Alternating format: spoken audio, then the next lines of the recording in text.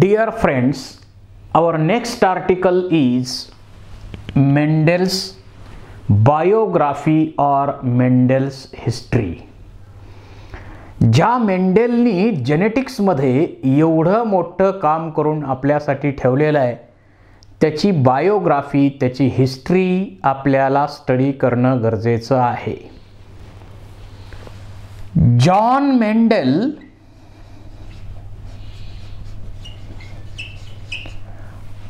was born in 18th July of 1822. 22 जुलै 1822 ला हायजेनडॉर्फ या खेडेगावामध्ये त्याचा गरीब शेतकऱ्याच्या कुटुंबामध्ये जन्म झाला. त्याचं खेडेगाव त्यावेळी ऑस्ट्रिया देशामध्ये होतं, but now it is a part of सिझेक रिपब्लिक. आत्ता ते गाव सिझेक रिपब्लिक मध्ये आहे. तो अत्यंत हुशार होता. त्याचं प्रायमरी, सेकंडरी आणि एज्युकेशन कंप्लीट झाल्यानंतर ही ऑर्डिनेटेड म्हणजे वयाच्या 21व्या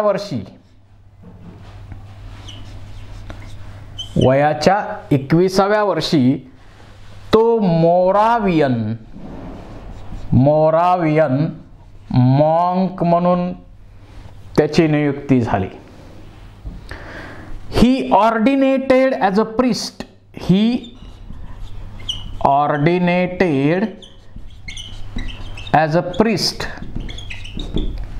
धर्मगुरू. प्रिस्ट म्हणजे धर्मगुरू. जो धर्माचं शिक्षण देतो तो धर्मगुरू, त्याला आपण प्रिस्ट म्हणतो. जसं आम्ही बायोलॉजी गुरु आहे, कारण बायोलॉजीचं एज्युकेशन देतो. कोणी फिजिक्स गुरु, केमिस्ट्री गुरु, मॅथ्स गुरु. तसं धर्माचं शिक्षण देणारे धर्मगुरू. आणि त्याची नेमणूक ऑगस्टिनियन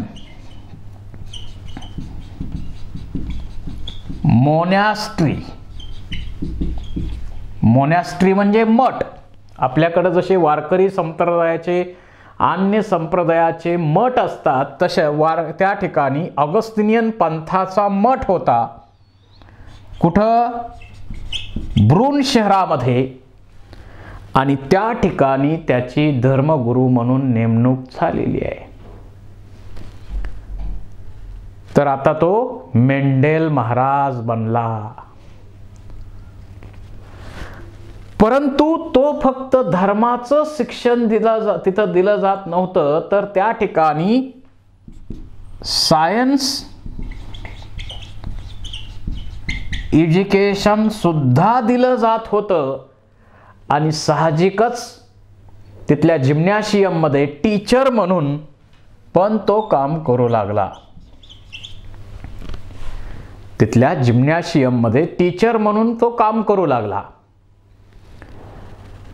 त्यानंतर सायन्स टीचरची गरज निर्माण झाली आणि याचं एज्युकेशन कंप्लीट करायचं होतं. तर त्यानंतर त्याला वायना युनिव्हर्सिटीमध्ये पाठवण्यात आलं for the study of natural science and mathematics. Natural science आणि मॅथमॅटिक्स या विषयांचा स्टडी करण्यासाठी त्याला वायना नावाच्या युनिव्हर्सिटीमध्ये पाठवण्यात आलं. तिथं 3 वर्ष त्यांनी स्टडी केला. आणि 3 वर्ष स्टडी करत असताना ही greatly inspired by Franz Unger, who was a teacher of Mendel, and Doppler, who studied the Doppler's effect in physics, यांच्याकडून इन्स्पिरेशन घेऊन तो 3 वर्ष एज्युकेशन तिथं घेऊन कंप्लीट करून तो परत आला आणि परत तो प्रिस्ट आणि टीचर अशी दोन्ही कामं त्या मठामध्ये ऑगस्टिनियन मोनॅस्ट्री ब्रून या ठिकाणी तो परत जॉईन झाला. He learned the primary lessons of how to cross the plant. या प्लांटच्या क्रॉसिंगचे, ब्रीडिंगचे लेसन्स त्यांच्या वडिलांकडून तो शिकला, कारण त्याचे वडील एका फळाच्या शेतीमध्ये कामगार होते. He learned the primary lessons of crossing or breeding or hybridization from his father, who was a worker in fruit farm. आणि स्वतःचे क्लासिकल एक्सपेरिमेंट स्वीट पी या प्लांटवरती त्यांनी सुरू केले. त्या मठामध्ये मठाच्या चर्चच्या मागं 70x7 या साईजचा प्लॉट होता. त्या प्लॉटमध्ये त्याचे क्लासिकल एक्सपेरिमेंट्स त्यांनी सुरू केले. 1856 पासून 1863 पर्यंत मोठ्या प्रमाणावरती त्यांनी या दरम्यान क्रॉस केले. जवळपास 3000 क्रॉस त्यांनी केलेले आहेत. त्यामध्ये 28,000 प्लांटचा त्यांनी स्टडी केला आहे. आणि हा संपूर्ण स्टडी केल्यानंतर त्याचे जे कन्क्लुजन्स त्याला मिळाले, ते कन्क्लुजन्स त्या ब्रून शहरामधून एक छोटंसं सायंटिफिक जर्नल पब्लिश केलं जात होतं. त्या जर्नलमध्ये हे रिझल्ट त्यांनी पब्लिश केले. The name of that journal was the annual proceeding natural history society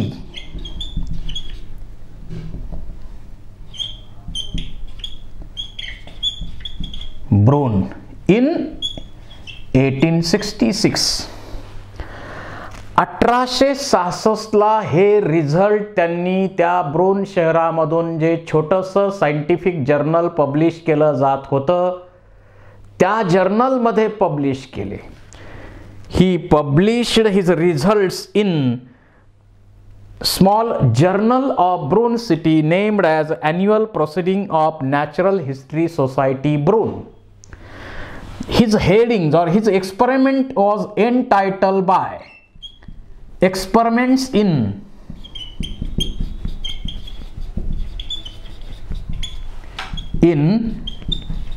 Plant Hybridization. जसं एखादा आपण आर्टिकल लिहितो तर त्या आर्टिकलचं हेडिंग असतं की नाही, मग पेपरमध्ये असो किंवा आणखी कुठल्या जर्नलमध्ये असो त्याचं हेडिंग असतं. तसं त्याचं हेडिंग काय होतं, एक्सपेरिमेंट्स इन प्लांट हायब्रिडायझेशन असं त्याचं हेडिंग होतं. या हेडिंग खाली त्यांनी पब्लिश केले. त्याचे जे कन्क्लुजन्स त्याला मिळाले ते कन्क्लुजन्स त्यांनी पब्लिश केले. But due to impact of Darwin's theory, लोकांच्या मनावर डार्विनच्या थेरीचा मोठा पगडा होता.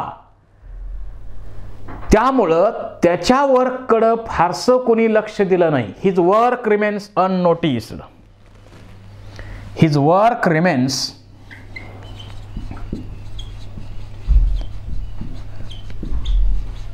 Unnoticed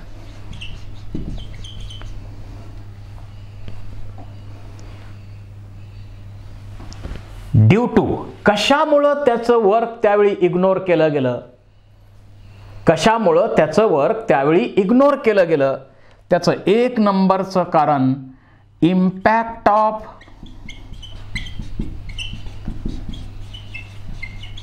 Darwin's theory.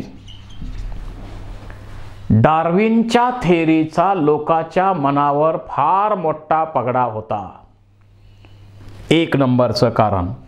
Second, ऑब्स्क्यूर journal, एकदम किरकोळ जर्नल होतं, त्यामुळं पण लोकांनी त्याकडे दुर्लक्ष केलं. Third, little approach towards Mendel's work. मेंडेलचं काम त्यांनी काय केलं हे कुणी समजूनच घेतलं नाही.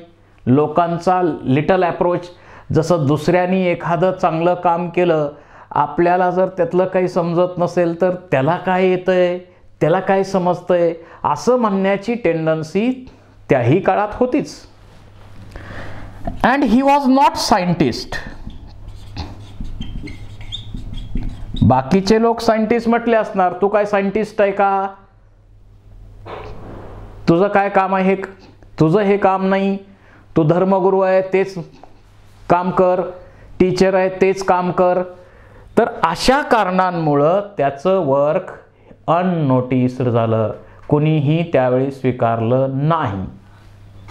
अँड देन ही बिकेम, त्यांनी हे काम सोडून दिलं, निराश झाला तो, त्यांनी हे काम नंतर सोडून दिलं आणि आपल्या धार्मिक कामामध्ये पुन्हा लक्ष घातलं.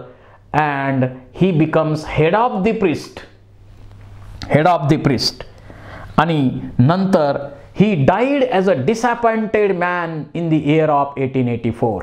1884 तो एक्सपायर झाला. त्यांनी ज्यावेळी वर्क हे केलं होतं, पब्लिश केलं होतं, तिथून 35 वर्षांनी, after 35 years of publishing work, त्यांनी वर्क ज्यावेळी पब्लिश केलं होतं तिथून 35 वर्षांनी म्हणजे 1901 या दरम्यान युरोपच्या 3 कॉर्नरमध्ये 3 वेगळ्या सायंटिस्टनी स्वतंत्रपणे मेंडेलचे एक्सपेरिमेंट पुन्हा टेस्ट केले, पुन्हा स्टडी केला. आणि हे सायंटिस्ट होते ह्युगो डी व्हेरिस, हा होलंडचा होता. त्यानंतर कार्ल कोरन, हा जर्मनीचा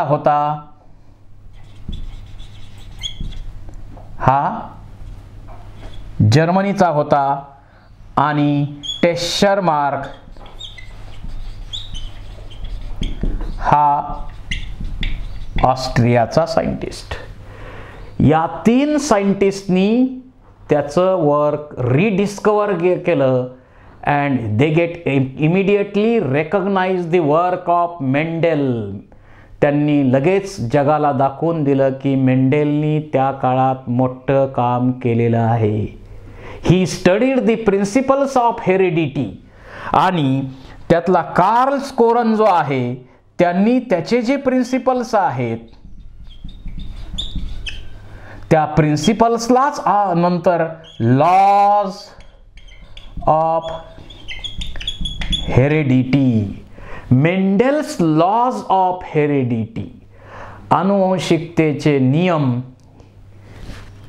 हे कार्ल कोरननी पुढं त्याच्या वर्कलाच लॉज ऑफ हेरिडिटी या नावानं ओळखलं गेलं. आणि त्यानंतर या मेंडेलला फादर ऑफ जेनेटिक्स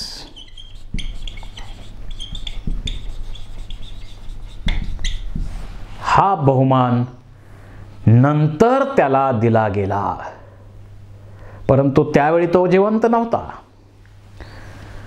एवढं मोठं काम मेंडेलनी जेनेटिक्समध्ये आपल्यासाठी करून ठेवलेलं आहे. So this is about history of Mendel.